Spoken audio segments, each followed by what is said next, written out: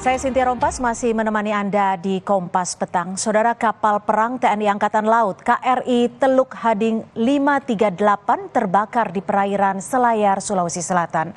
Dalam waktu 30 menit, 119 penumpang berhasil dievakuasi dengan selamat. Kebakaran guys, Angkatan Laut 538.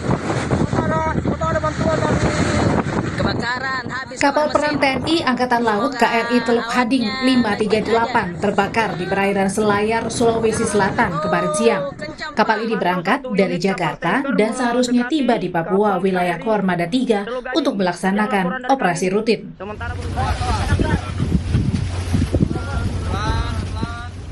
62 kru kapal dan 57 penumpang selamat dan berhasil dievakuasi dalam waktu 30 menit.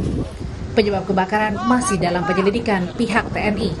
Dugaan penyebab kebakaran sementara sedang kami laksanakan penyelidikan karena asap keluar dari belakang.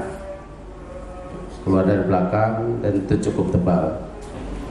Membawa personil seluruhnya 119 ya, dan kapal berjumlah 62 orang dan 57 orang penumpang. Membawa personil seluruhnya 119 ya, kru kapal dan kru kapal berjumlah 62 orang dan 57 orang penumpang ya. KRI Teluk Hading 538 telah berusia 45 tahun. Kapal perang ini buatan Jerman Timur. Meski tergolong kapal lama, namun dipastikan kapal perang dalam keadaan layak operasi.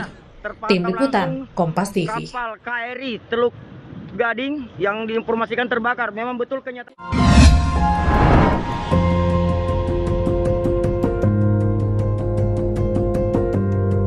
Kompas TV, Rumah Pemilu.